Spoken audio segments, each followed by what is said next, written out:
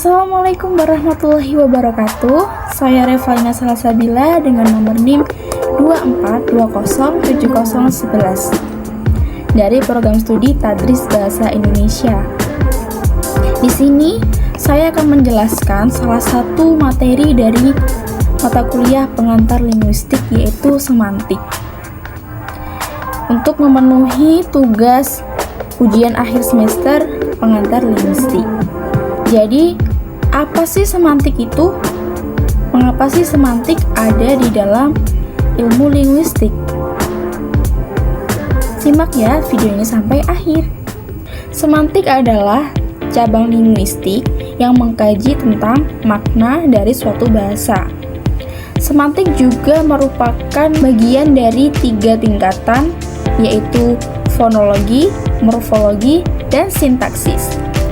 Dalam sejarah linguistik, semantik mempunyai istilah lain yang disebut dengan semiotika dan semiologi yang mengkaji makna atau arti dari suatu bahasa tersebut.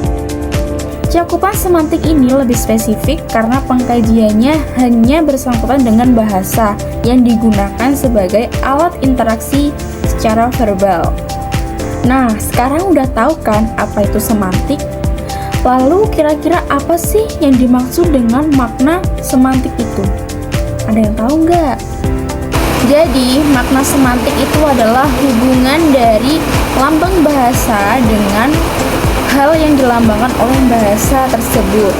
Juga sebuah kosakata yang menunjukkan penanda dengan petanda. Penanda di sini dapat diartikan sebagai simbol dan petanda adalah rujukan dari simbol tersebut. Para pemakai bahasa sangat perlu adanya kesepakatan dengan simbol dan arti dari sebuah simbol tersebut. Seperti contohnya, dari 5 jari ini biasanya dikatakan 5. Ini 1, 2, 3, 4, dan 5. Nah, perlu adanya kesepakatan jika kita mengatakan bahwa 1 ini adalah A, 2 ini adalah B, 3 adalah C, 4 adalah D, dan 5 adalah E. Seperti itu. Jadi kita perlu adanya kesepakatan antara pemakai bahasa tersebut. Kita menyampaikan, lalu yang disampaikan juga dapat mengerti apa yang dimaksud tersebut. Jadi ketika kita bilang 1, maka mereka akan memahami bahwa ini adalah yang dimaksud A, dan 2B, 3C, dan seterusnya. Nah, makna di sini juga memiliki beberapa jenis loh. Apa aja sih jenisnya? Yang pertama adalah makna leksikal dan gramatikal. Makna leksikal ini bersifat leksem, yaitu bahasa terkecil yang bermakna. Dan makna leksikal yaitu makna yang sesuai dengan acuannya. Terdapat leksem dari kalimat adik sedang menanam bunga.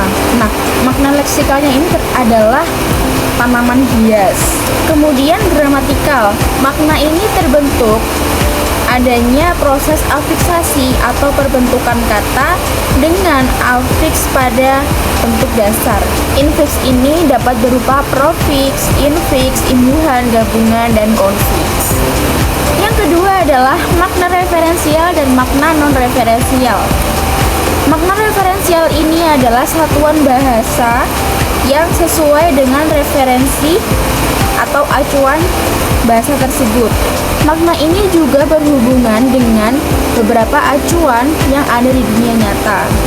Seperti contohnya adalah sapi, kambing, kucing. Berarti hewan itu berkaki 4.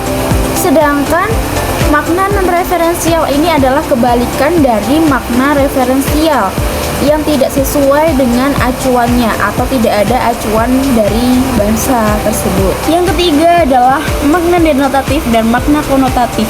Makna denotatif ini adalah satuan bahasa yang tidak mengandung nilai rasa. Sedangkan makna konotatif ini adalah satuan bahasa yang didasarkan dengan nilai rasa, baik positif maupun negatif.